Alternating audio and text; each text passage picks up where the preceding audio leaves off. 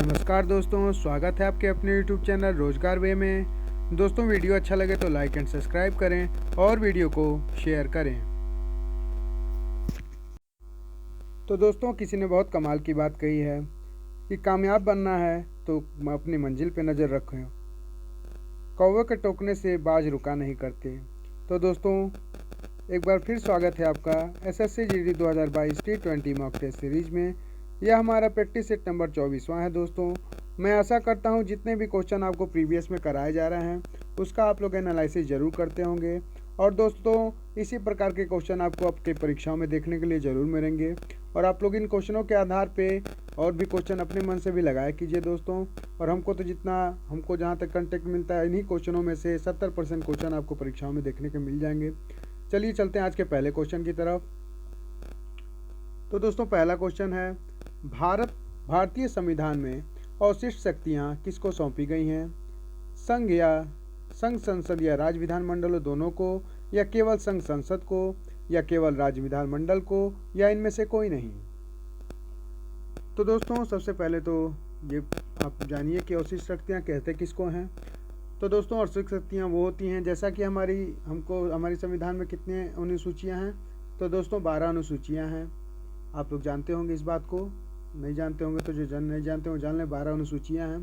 तो दोस्तों, अनुसूची 7 में जो है दी गई है, अनुसूची 7 में, तो इनमें 3 सूचियों के नाम, जैसे कि केंद्र सूची। इनमें केंद्र सूची में क्या होता है? केंद्र अपना कानून बनाता है। राज्य सूची में क्या होता है? दूसरा है राज्य सूची। राज्य सूची में क्या होता है? तो राज्य सूची में राज्य अपना कानून बनाता है। और एक होता है तीसरा समवर्ती सूची। तो समवर्ती सूची केंद्र राज्य दोनों अपने आपसी संबंध के अनुसार कानून बना सकते हैं। दोस्तों, अगर इन तीनों के बावजूद भी अगर कोई एक तीसरा इन तीनों के बावजूद जो कानून आता है, जो तीनों से कोई मतलब नहीं रहता, जो संविधान में जिनका उल्लेख नहीं है केंद्र सूची या राज्य सूची या समवर्ती सूची में, तो इसके अलावा जो कानून आएगा वो अवशिष्ट शक्तियाँ होती हैं, अवशिष्ट विषय की शक्तियाँ होती हैं। जैसे अभी हाल फिलहाल में हमारा GST आया था, तो जैसे कि वो अभी संविधान में कहाँ था? राज्य सूची में था, ना केंद्र सूची में था। तो GST जैसे था तो वो अवशिष्ट शक्तियाँ द्वारा ही उसको लाया गया। तो इस तरीके से हम लोग जाना अवशिष्ट शक्तियाँ क्या होती हैं। तो किसके द्वारा ये पारित की गई थी? GST किसके द्वारा पारित किया था? तो संसद द्वारा पारित किया गया था। तो देखिए यहाँ पे इसका आंसर क्या हो जाएगा इस हिसाब से। तो दोस्तों, इसका आंसर हो जाएगा ऑप्शन बी, केवल संघ संसद द्वारा। इसका आंसर हो जाएगा ऑप्शन बी, केवल संघ संसद द्वारा। आइए अगला क्वेश्चन देखते हैं। अगला क्वेश्चन है, UN चार्टर कितने सिद्धांत हैं? UN चार्टर में, जैसे संयुक्त राष्ट्र के चार्टर में कितने सिद्धांत हैं? 6 सिद्धांत हैं, या 7, या 8, या 4? बताइए इसका आंसर। ये पूछा हुआ था क्वेश्चन अभी पिछले साल CHSL में एक क्वेश्चन आया हुआ है। बताइए इसका आंसर क्या हो जाएगा। तो दोस्तों, इसका आंसर है ऑप्शन बी, 7। UN में कितने सिद्धांत हैं? तो 7 सिद्धांत हैं। आप लोग याद रखेंगे इसको। दोस्तों, सबसे पहले तो ये बताइए आप लोग कि संयुक्त राष्ट्र की स्थापना कब हुई थी? तो दोस्तों, ये हम लोग जान लेते हैं। संयुक्त राष्ट्र की स्थापना हुई थी 24 अक्टूबर 1945 में संयुक्त राष्ट्र की स्थापना हुई थी। क्वेश्चन पूछता है संयुक्त राष्ट्र का मुख्यालय कहाँ पे है? तो संयुक्त राष्ट्र का मुख्यालय न्यूयॉर्क में है। क्वेश्चन पूछता है कि इसमें कितने देश हैं अभी फिलहाल में, कितने देश सदस्य इसके संयुक्त राष्ट्र में? तो दोस्तों 193 सदस्य हैं। 193वां देश कौन सा था? तो 193 में पूछ लेता है एग्जाम में। तो 193वां से देश कौन सा था? तो दक्षिणी सूडान था दोस्तों 193वां देश। और क्वेश्चन पूछता है ये किस द्वीप पे बना हुआ है? अक्सर परीक्षा में पूछ लेता है कि संयुक्त राष्ट्र का जो भवन है जो किस द्वीप पे बना हुआ है। तो दोस्तों, ये हम लोग मैनहट्टन द्वीप नाम है इसका, मैनहट्टन द्वीप। आप लोग याद रखेंगे, नोट कर लीजिए। ये मैनहट्टन द्वीप पे बना हुआ है संयुक्त राष्ट्र का जो है वहाँ मुख्यालय, न्यूयॉर्क मैनहट्टन द्वीप पे बना हुआ है। क्वेश्चन पूछता है कि इसमें कितने सदस्य, मतलब कितने इसके अंग हैं? संयुक्त राष्ट्र के कितने अंग हैं? तो दोस्तों, इसके 6 अंग हैं। संयुक्त राष्ट्र के कितने अंग हैं? 6 अंग हैं। 6 अंग कौन कौन से हैं? तो जैसे कि हम लोग, पहला है महासभा, तीसरा है आर्थिक एवं सामाजिक परिषद, चौथा है प्रन्यास परिषद, 5वां है अंतर्राष्ट्रीय न्यायालय, और 6वां है सचिवालय। जैसा कि आप लोग जानते हैं कि महासभा को और किस नाम से जानते हैं हम लोग? पूछता है अक्सर क्वेश्चन कि महासभा को और किस नाम से जाना जाता है? तो महासभा को हम लोग क्या, मतलब कोई भी, तो लघु संसद के नाम से भी जाना जाता है। महासभा को लघु संसद के नाम से भी जाना जाता है। और सुरक्षा परिषद होता है जो, उसको क्या कहा जाता है? पूछता है सुरक्षा परिषद को और क्या नाम है? तो सुरक्षा परिषद को दुनिया का जो है, दुनिया का पुलिसमैन भी कहा जाता है सुरक्षा परिषद को, दुनिया का पुलिसमैन भी कहा जाता है। पूछेगा क्वेश्चन कि सुरक्षा परिषद में कितने अस्थायी एवं अस्थायी सदस्य हैं। तो दोस्तों इसमें 10 अस्थायी सदस्य हैं और 5 अस्थायी सदस्य हैं। जैसा कि आप लोग जानते हैं कि पाँच जो अस्थायी सदस्य कौन कौन से हैं, तो चाइना है, अमेरिका है, और कौन सा है, ब्रिटेन है, और कौन सा है, रूस है, और कौन सा है, फ्रांस। तो ये 5 देश हो गए, ये अस्थायी सदस्य हैं, इन्हीं के पास वीटो पावर भी रहता है। आइए अगला क्वेश्चन हम लोग देखते हैं। अगला क्वेश्चन है उत्पादन फलन किसके बीच संबंध है, उत्पादन और कीमतों के बीच, या उत्पादन और उत्पादन कारक के बीच, या उत्पादन और आय के बीच, या उत्पादन और लाभ के बीच। बताइए इसका आंसर क्या हो जाएगा। दोस्तों ये तो कॉन्सेप्ट के ऊपर है अपने। तो दोस्तों इसका आंसर आइए, उत्पादन और कीमत तो होगा नहीं, पहला तो होगा नहीं। उत्पादन और आय ये कहाँ है, उत्पादन फलन से इसका कोई संबंध नहीं है। उत्पादन और लाभ इसका भी कोई संबंध नहीं है। तो दोस्तों इसका आंसर हो जाएगा ऑप्शन बी, उत्पादन और उत्पादन कारक। जैसा कि उत्पादन फलन क्या होता है, उत्पाद को युवा फिर उसका उपभोग कौन कर रहा है, तो यही बीच में संबंध पूछा हुआ है। तो इसका इस हिसाब से ऑप्शन हो जाएगा ऑप्शन बी, उत्पादन और उत्पादन कारक के बीच संबंध होता है। आइए अगला क्वेश्चन देखते हैं। उपनिषद शब्द का शाब्दिक अर्थ क्या होता है, प्रज्ञात बुद्धिमत्ता होता है, या पास बैठना होता है, या सशस्त्र पाठ होता है, या ज्ञान होता है। जैसा कि पूछा था अभी किस एग्जाम में पूछा था, हाँ ग्रुप डी के एग्जाम में जैन का अर्थ क्या होता है, तो जैन का अर्थ विजेता होता है। ठीक उसी तरीके का ये प्रश्न है। तो उपनिषद का शब्द का शाब्दिक अर्थ क्या होगा, तो दोस्तों इसका अर्थ हो जाएगा पास बैठना। आप लोग याद रखेंगे उसको, ये SSC MTS में पूछा हुआ था ये क्वेश्चन। आइए अगला क्वेश्चन देखते हैं। फ्लैश बल्बों का तार किसका बना होता है। देखिए यहाँ पे किसका बना होता है, इसका लिखा हुआ है, यहाँ पे किसका होगा। फ्लैश बल्बों का तार किसका बना होता है, बताइए इसमें से आंसर। तो दोस्तों फ्लैश बल्बों का तार किसका बना होता है, मैग्नीशियम का बना होता है। और टंगस्टन किस में रहता है, टंगस्टन का बल्ब, बताएंगे आप लोग कमेंट बॉक्स में। चलिए अगला देखते हैं। बुल्स आई, देखिए यहाँ पे मिसप्रिंट कर दिया है हम लोगों ने। तो बुल्स आई किस खेल में प्रयुक्त होता है, बास्केटबॉल में, या पोलो में, या शूटिंग में, मुक्केबाजी में। बुल्स आई खेल शब्द, जैसे कि बुल्स भाई लिखा हुआ है, यहाँ पे बुल्स आई होगा। बुल्स आई किस खेल में प्रयुक्त होता है, तो दोस्तों बुल्स आई किस में प्रयोग होता है, तो ये शूटिंग में प्रयोग होता है, ऑप्शन सी। बास्केटबॉल में कौन कौन सा शब्द प्रयोग होता है, जैसे कि हम लोग जानते हैं कि रिंग गार्ड, ये खुजली करने वाला रिंग गार्ड नहीं, इसमें रिंग गार्ड एक शब्द होता है।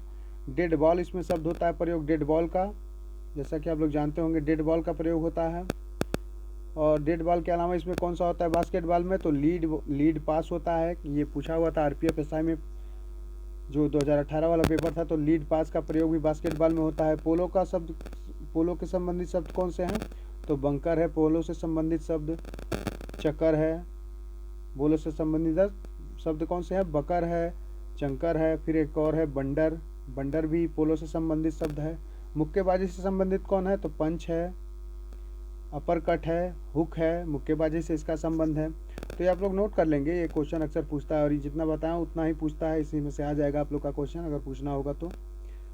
अगला आइए, भारत का प्रधानमंत्री बनने के लिए अपेक्षित न्यूनतम आयु कितनी होनी चाहिए, 25 वर्ष, या 30 वर्ष, या 35 वर्ष, या 18 वर्ष।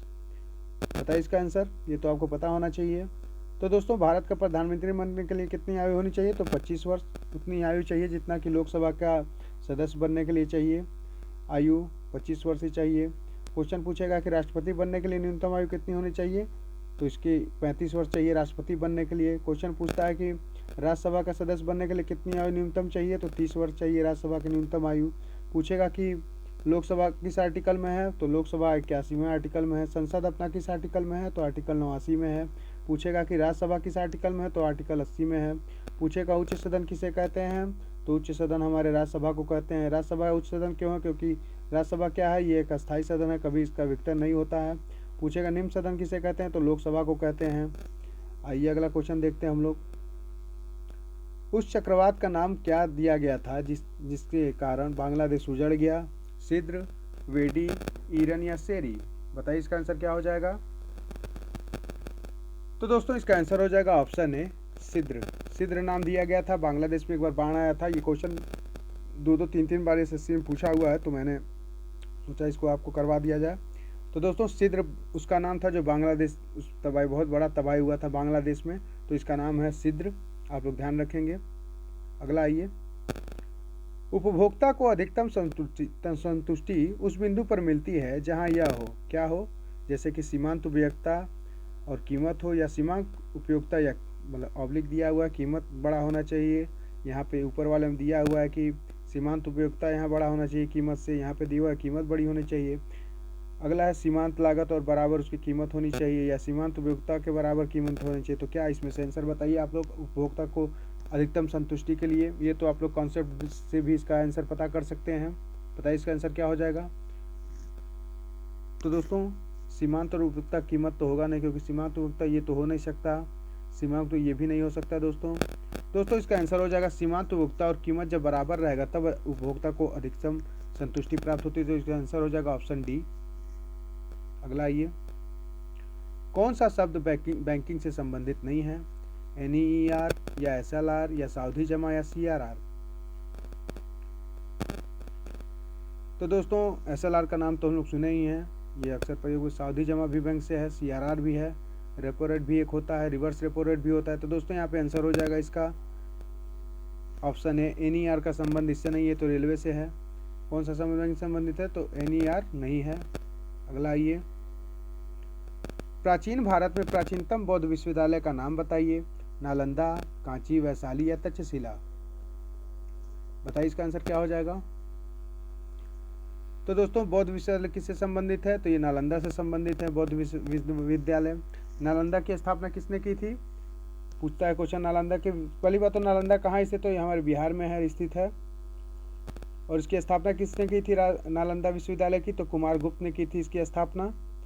और इसमें इसके कुलपति कौन हुआ करते थे, तो शीलभद्र हुआ करते थे इसके कुलपति। वैशाली के बारे में क्या क्वेश्चन पूछता है, जैसा कि बौद्ध संगति द्वितीय बौद्ध संगति कहाँ हुई थी, तो वैशाली में हुई थी द्वितीय बौद्ध संगति। तक्षशिला का था, तो ये भी एक विश्वविद्यालय से सबसे प्राचीनतम विश्व का सबसे प्राचीनतम विश्वविद्यालय कौन सा था, तक्षशिला था। ये कहाँ पे इस समय पाकिस्तान में पड़ता है ये। अगला आइए, पृथ्वी पर सबसे लंबी पर्वतमाला कौन सी है, मध्य अंटार्कटिका कटक या पश्चिम कार्डेलेरा या हिमाचल पर्वतमाला या एंडीज पर्वतमाला। बताइए इसका आंसर क्या हो जाएगा।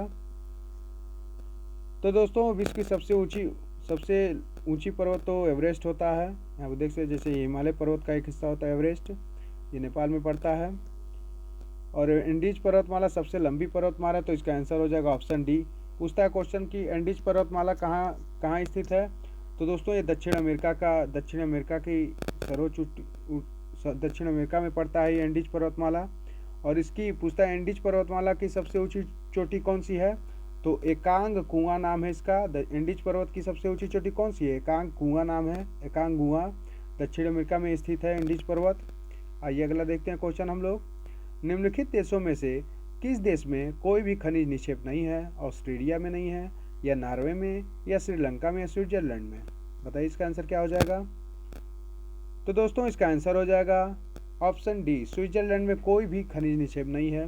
ये भी क्वेश्चन आपका SSC MTS में पूछा हुआ है। अगला ये क्वेश्चन देखते हैं हम लोग, विश्व में निम्नलिखित में से किस राज्य को ईश्वर का अपना देश कहते हैं, उत्तर प्रदेश को या पश्चिम बंगाल को या गोवा को या केरल को। बताइए इसका आंसर क्या हो जाएगा। तो दोस्तों इसका आंसर हो जाएगा ऑप्शन डी, केरल। जैसा कि आप लोग जानते हैं सबसे ज़्यादा साक्षरता केरल में ही होता है, चाहे वो पुरुष हो या महिलाओं की बात की गई हो, सबसे ज़्यादा साक्षरता कहाँ पे है, वो केरल में ही है। और सबसे ज़्यादा ये पूछता है कि शिशु लिंगा अनुपात भी यहीं का है। आइए अगला क्वेश्चन देखते हैं हम लोग, विश्व हीरा आपूर्ति में निम्नलिखित में से कौन सा देश सर्वाधिक योगदान करता है, USA करता है या जापान करता है या दक्षिण अफ्रीका करता है या रूस करता है। बताइए इसका आंसर क्या हो जाएगा। तो दोस्तों हीरा का व्यापार कहाँ होता है, तो ये दक्षिण अफ्रीका में होता है। ये तो बहुत मशहूर है, आप लोग सुने ही होंगे इसके बारे में। हीरा आपूर्ति के मामले में दक्षिण अफ्रीका में सबसे ज़्यादा खाने हैं दक्षिण अफ्रीका में ही पाई जाती हैं। अगला क्वेश्चन आइए देखते हैं हम लोग, एक सुई या पिन जल के पृष्ठ पर इसका कारण है प्लावमान होती तैरती है। जल के पृष्ठ पर इसके कारण तैरती है ये एक सुई या पिन, किसके कारण तैरती है, पृष्ठ ऊर्जा के कारण या संयंत्रता के कारण या संजिक बल के कारण या पृष्ठ तनाव के कारण। ये तो हम लोग से बहुत बार क्वेश्चन, हमारे जो रिश्तेदार थे वो बहुत बार क्वेश्चन पूछा करते थे, हम लोग छोटे रहते थे तो, कि नाव क्यों तैरता है, सिक्का क्यों डूब जाता है। तो ये तो आप लोगों ने बहुत पढ़ा होगा, ये परीक्षाओं में भी आजकल पूछता है बहुत ज़्यादा। ये आजकल क्यों, हमेशा से पूछा जाता है। तो दोस्तों सुई किस कारण नहीं प्लामन तैरती है? तो दोस्तों इसका आंसर हो जाएगा ऑप्शन डी, पृष्ठ तनाव के कारण। उसका पृष्ठ तनाव जल से कम रहता है। आइए अगला क्वेश्चन देखते हैं हम लोग। कुम्हारियों नामक प्रस्तावित न्यूक्लियर पावर प्लांट किस राज्य में स्थित है? गुजरात में, हरियाणा में, या पश्चिम बंगाल में, या आंध्र प्रदेश में? बताइए इसका आंसर क्या हो जाएगा। तो दोस्तों इसका आंसर हो जाएगा ऑप्शन बी, हरियाणा में ये स्थित है कुम्हारियों। ये भी हमारे एसएससी सीएचएसएल 2021 में आया हुआ प्रश्न है, आप लोग ध्यान रखेंगे। कौन सी गैस पादप गृह मतलब कि हरित गृह प्रभाव के लिए मुख्य रूप से उत्तरदायी है? ऑक्सीजन है, या हीलियम है, जलवाष्प है, या कार्बन डाइऑक्साइड है? बताइए क्या हो जाएगा आंसर। तो दोस्तों हरित गृह प्रभाव के लिए कौन सा गैस जिम्मेदार है? तो कौन सा है? कार्बन डाइऑक्साइड है। ऑप्शन डी इसका आंसर हो जाएगा दोस्तों। आइए अगला देखते हैं क्वेश्चन हम लोग। हाल ही में नीरज चोपड़ा कहाँ फ्रेंडशिप एम्बेसडर बने हैं? रूस में बने हैं, या जापान में बने हैं, या सिंगापुर में, या स्विट्जरलैंड में? देखिए करंट का क्वेश्चन है और ये अभी सीजीएल में पूछा हुआ था ये क्वेश्चन। बताइए इसका आंसर क्या हो जाएगा। तो दोस्तों नीरज चोपड़ा कहाँ के फ्रेंडशिप में एम्बेसडर बने हैं? तो ये सिंगापुर के बने हैं दोस्तों, आप लोग ध्यान रखेंगे। ये अभी सीजीएल में आपके एसएससी सीजीएल में पूछा हुआ क्वेश्चन है ये। आइए आज का आखिरी प्रश्न करते हैं हम लोग। हाल ही में किसे यूके के रॉयल ऑर्डर ऑफ मेरिट से सम्मानित किया गया? एच.एस. रंजन, या वेकी रामकृष्णन, या रचित भार्गव, या इनमें से कोई नहीं? बताइए इसका आंसर क्या हो जाएगा। तो दोस्तों यूके के रॉयल ऑर्डर ऑफ मेरिट से किसे सम्मानित किया गया है? ये बहुत इंपॉर्टेंट क्वेश्चन है आपके परीक्षा के लिए, इसको याद रखेंगे। ये पूछ चुका, अभी यहाँ यूपी में एग्जाम था हाल फिलहाल में, तो उसमें ये क्वेश्चन पूछा हुआ था। ये क्या दो एग्जाम था, 2 एग्जाम में ये क्वेश्चन देख चुका हूँ। तो रॉयल ऑर्डर ऑफ मेरिट से किसे सम्मानित किया गया है? तो दोस्तों इसका आंसर हो जाएगा वेकी रामकृष्णन को सम्मानित किया है यूके के रॉयल ऑर्डर ऑफ मेरिट से। तो दोस्तों इस तरीके से आपने देखा आज के टॉप 20 क्वेश्चन, आपके प्रैक्टिस सेट के लिए बहुत इंपॉर्टेंट क्वेश्चन थे ये, और यही क्वेश्चन कर लिया कीजिए। इसके आधार पर आपको अगर आपको टाइम मिलता है तो और भी प्रश्न कर लिया कीजिए। चलिए हम लोग मिलते हैं कल एक नए प्रश्न के साथ और महत्वपूर्ण प्रश्न के साथ मिलेंगे हम लोग, और आपके लिए नई टॉपिक वाइज भी जीएस लेके मैं जल्द आने वाला हूँ। आप लोग इस बने रहिएगा हमारे साथ। चलिए तब तक मिलते हैं हम लोग कल एक नए वीडियो के साथ। तब तक के लिए नमस्कार, बाय बाय, टेक केयर।